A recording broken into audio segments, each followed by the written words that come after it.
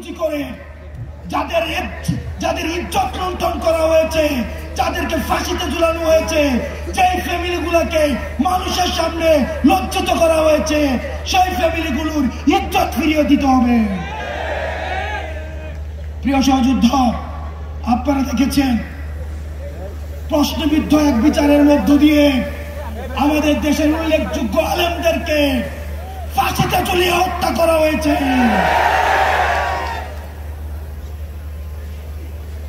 আমরা এই বিচার নিশ্চিত করা পর্যন্ত দুনিয়ার কোন শক্তি নয় আমাদেরকে রাজপথ থেকে উৎখাত করবে। প্রিয় সহযোদ্ধা, আপনারা জানেন ক্ষমতার লোভে অনেক রাজনৈতিক দল আওয়ামী লীগকে মাফ করে দেওয়ার আলাপ তুলেছে। আমরা আপনাদেরকে বলতে চাই, মন্ত্রিত্বের লোভে, ক্ষমতার লোভে, সংসদে যাওয়ার লোভে আপনি যদি মনে করে থাকেন এই আহতরা রাস্তায় রক্ত দিয়েছে এবং এই রক্তের উপর, এই পিচ্ছিল রক্তের উপর দিয়ে আপনি সংসদে যাবেন, তাহলে মনে রাখবেন জাতীয় বেইমান হিসেবে পরিচিত হবেন।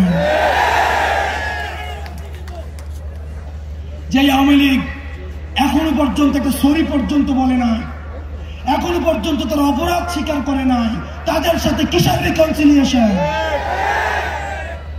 তারা ক্ষমা চাওয়ার আগে, তারা ক্ষমা চাওয়া তো দূরে থাক, তারা এখন হত্যার হুমকি দিচ্ছে বিদেশে বসে। কিন্তু আমরা দেখছি মুরব্বীদের মধ্যে তাদের জন্য মায়া হচ্ছে। মনে রাখবেন, যারা এই রিকনসিলিয়েশনের আলাপ তুলছেন, আওয়ামী লীগকে নির্বাচনে দেখতে চাচ্ছেন, আপনারা ক্ষমতামুখী, আর আমরা হতো এবং যারা জীবন্ত শহীদ আমরা হচ্ছে জনতামুখী।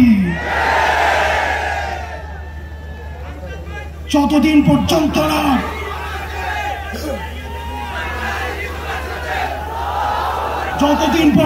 না আওয়ামী লীগের বিচার নিশ্চিত হবে, ততদিন পর্যন্ত আগে বিচারের প্রশ্ন। আমি মুরব্বীদেরকে বলতে চাই, যারা বিশেষজ্ঞ রাজনীতিবিদ আছেন, যারা রাজনীতি করছেন, আপনারা ক্ষমতায় যাবেন, গণতন্ত্র প্রতিষ্ঠিত হবে, ভোটাধিকার প্রতিষ্ঠিত হবে, এগুলোর জন্য আমরা আন্দোলন করেছি। কিন্তু আওয়ামী লীগের বিচার নিশ্চিতের পূর্বে তাদেরকে যদি আপনারা রাজনীতির ময়দানে ফিরিয়ে আনতে চান, তাহলে এই আহতদের রক্তের উপরে পাড়া দিয়ে আপনারা তাদেরকে মাথাতে হবে।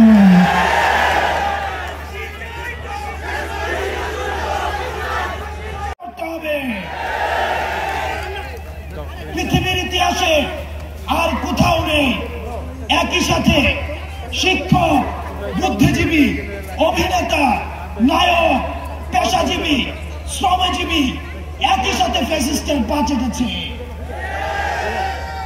আজকে আমাদের সময় এসেছে তাদেরকে খুঁজে বের করা, যেই ডাক্তার সেদিন আহতদেরকে চিকিৎসা দেয়নি,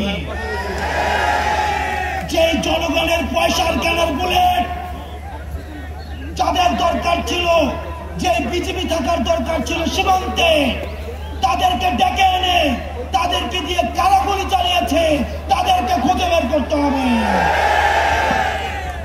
আমার পুলিশ ভাইদেরকে কারা ব্যবহার করেছে, তাদেরকে খুঁজে বের করতে হবে। যাদের কলম এই ফ্যাসিবাদের পক্ষে লিখেছে, এই কলমগুলোকে ভাঙতে হবে। যার জিহ্বা এই ফ্যাসিবাদকে সমর্থন জুগিয়েছে, এই জিহ্বাগুলোকে আটকাতে হবে। যেই নায়ক, যেই অভিনেতা, যারা সিনেমা বানিয়েছে এই ফ্যাসিবাদের পক্ষে, লক্ষ লক্ষ কোটি দিস্তা কাগজ এই ফ্যাসিবাদের পক্ষে সমর্থন জুগিয়েছে, এই কাগজগুলোকে পোড়াতে হবে। প্রিয় সহযোদ্ধা, আমরা দেখেছি গত 16 বছরে আলেম ওলামাদেরকে, যারা গণতন্ত্রের পক্ষে কথা বলেছে,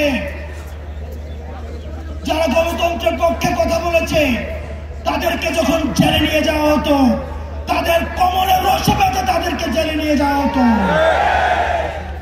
কিন্তু আমরা দেখছি আজকে যাদের হাতে 2000 শহীদের রক্তের দাগ লেগে আছে, তারা যখন জেল থেকে বের হয়, মনে সাথে পিকনিক করতে আসছে। আমরা খবর পেয়েছি ক্যান্টনমেন্ট গুলোতে, জেলখানা গুলোতে নাকি রাতের বেলায় ব্যাডমিন্টন খেলার আয়োজন করা হয়। প্রশাসন, পুলিশ প্রত্যেকটা স্তরে স্তরে এই ফ্যাসিজমের আখড়া গড়ে উঠেছে। প্রত্যেকটি জায়গা থেকে ফ্যাসিবাদকে উৎখাত করতে হবে।